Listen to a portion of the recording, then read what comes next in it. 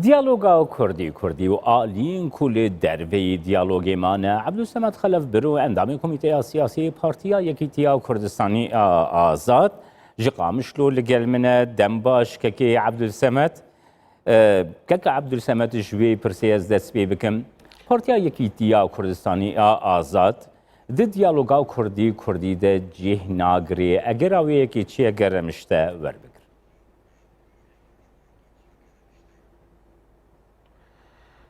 سپاس بنسبتی دانستندنی چه دوش خوش دست پیکه ده اموک پارتی ما پشگیریا خواه جویار کر براستی و هر جی او نونر خارجه امریکی جی مددیتن و هر وها فرانسی جی ولو جی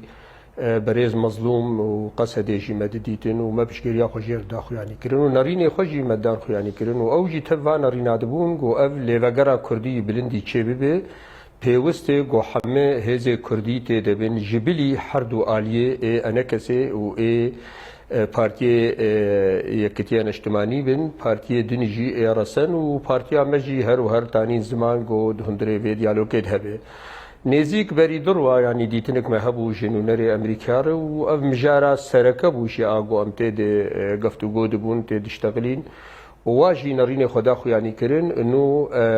لوگرا کردی گو چه ببه پیوست مولک پارتی کرسن رولک وی خورتای نرین وی زلال دوی مجارد هنه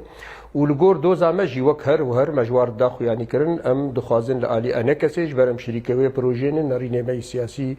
نزیکی هفن هینا دوزا کی ملویده هی ام دخوازن لوی آلی تبوی دیالوگی ببین و وی لیوگری ببین و واجی نرین خود دام خویانی کرن آنها هنکی درنگیاوی هی او تبگو یعنی دست نشان بونه 16 هر آلیگ بینن و چاریده دهندره وی رجای اجدهاده لی هنکی لپاش دکوید بهوریا مد لگور داخوازا انکسی بیترن هادا کتی دمجاری ریوبریه دانستندنات کنو گاون باشی دوید هاتنا آوا کرن لی هیجی وک ام تید دگهیجن هینا خالن سرکه هنه او خالانات نرینا مد جی وک انکسی جی خالن گرنگن ده مسئله لشکریان نچارده د مسئله کوادر جدروی سوری جبر اف دیالوگا سوریه د مسئله مناهج او تعلیم ده گلکی گرنگ و جاریجی مدا خویانی کرن بری دمک نزیک جی قصد ارجی و بری درواج نونر امریکار جی مدا خویانی کرن نارینه خوا نو ام جارانا سرکن دوی بریکو پیک بین و او جی توانا رینادبون یعنی دوی جبرگو مسئله تعلیم دخستن او جی گور یونیسیف گور پیناسینا گو په هب زمانه کردی ته هب او اوانا هرن سریه اوانا لپیشاوانه دهورگلیه د کار دکن هند وقت بیجه اعلانا لوگر نبویه كيكي عبد السمد هر للسروية كي دقازم راوس منها بمحانا بيوندي دنا بينا أنا كسو بيانا كده إيكو بردوام تكن هنا چندین ریکفتنین کو جبو رایا گشتیا کردستانی گرینگ بونجی هنه لی چندین خالین گرینگ ترجیمانه گلو وکی پارتیا یکیتیا کردستانی آزاد هون آمادن ده پروسیه که کن لی وگر سیاسی گواهاتی آماده کرنده بشتاری دیالوگا کردی ببین او وکا آلی جی هون انکه سنیزیکی خود بینن یانجی پینکه دوی درباری دگر دیتناته بگر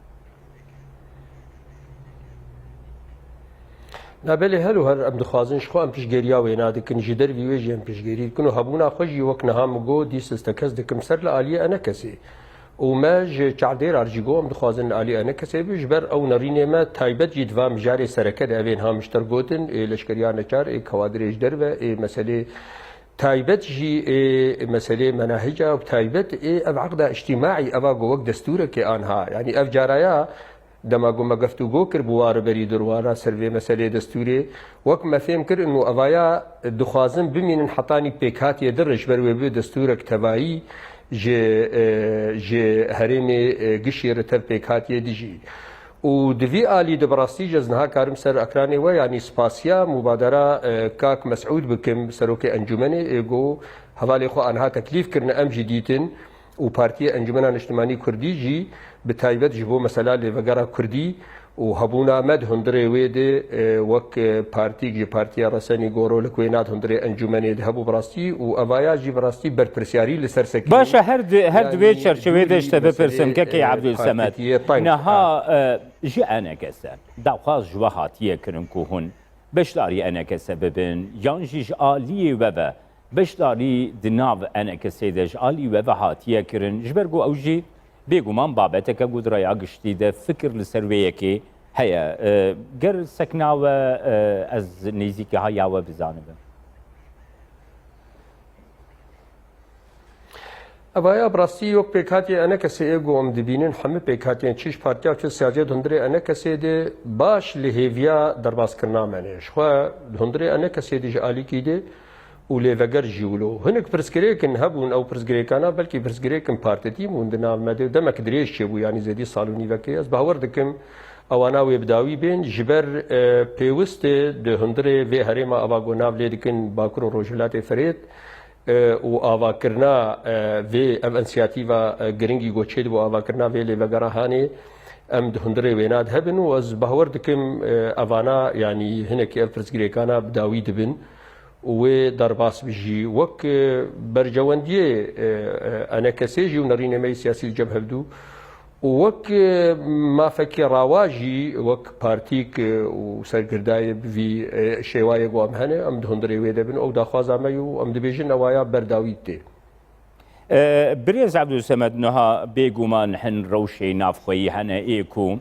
raya giştiya Kurdistanî bi tevayî piştgiriya wê dike ku yek rêzî li Rojavayê Kurdistanê pêk were lê hin aliyên navdewletî aliyên derveyî jî hene ku hûn ji Türkê rewşekê peyda dike ku aliyên Kurdî yek rêziya xwe demekî nêzik de pêk bînin her îro dîse Serokkomarê Tirkiye dest nîşan kir ku li Rojavayê Kurdistanê beramberî wana metirsî heye ji ber wê yekê ew dê hemû rê û rêbaza bigirine ber di konjukturekî wisa de ku zêdeyê cîhanê dixwazî yek rêziya Kurdî jî pêk were serkeftina vê diyaloga Kurdî çend giring gel gora bahberiya.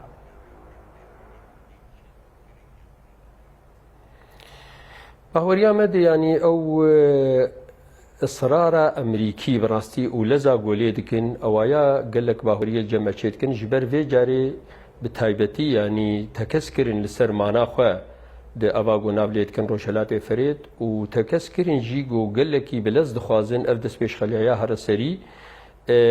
hetanî yanî berî ev hilbijartinê Emerîkî goçê bibin. Di aliyê didê mejwar bû yanî va Tirkî piştî dagirkirina va herêmê Kurdî got dikin gelek astengiya çê dike û eşkere dijî vê diyalogê dikin tev ev diyalogaya ne dijî tipêk hatiya ne dijî ev dewletê herêmî got hene ewana got yanî ser ziyara Cefrî vê carê çêbû got fişar li ser Tirka jî kiriye û dijî vêna nesekinin û her wiha li herêma Kurdistanê jî her û her herêma Kurdistanê piştgiriya yek rêziya Kurdî dike berêz Mesûdê Barzanî û berêz Nêçîrvan li dû vênat sekin gelekî alîkariyê jî duênat kin bi rastî ew jî dibicê bahweriyê Gulcem Meçê ve alîkariya Amerîka û hêzek wek Amerîka jî anha pêwîst di bercewendiyê wê dixwaze got vêya bibe serî taybet jî berî hilbijartinê xwe. Evin êgo bi rastî hêviya ava dikin wextê em ketine va bercewendiya de tim ê Kurdî jî û tawî bi pêkhatiye dir jî got bibe. Ez dibêjim ev îrada bercewendiyê Emerîkî gonha eşkere ji mer dibêjin divê here serî û belkî fişarê jî dikin li ser peyedê bahwerî û bêhênikfirê jî enekesê re din û distînin dixwazin va diyaloga zû bi rê bibin heta xalên got bêtir pirsgirêk tê hebin hinekî hiştinê li paş ji bo got ev insiyatîvaya bi serî kevin. Dixwazim wê yekê bizanibim kekê Ebdulsemed niha ev atmosfera yek rêziyê diyalogê ya Kurdî got li ser erdê Rojavayê Kurdistanê heyî û ev rewşa derveyî jî ya gote niha çerçeveya wê dest nîşan kir ew bahwerî heye ku di demekî nêzik de diyaloga Kurdî ber bi encamekî bixêr ve biçe bîr û raya te çi ye?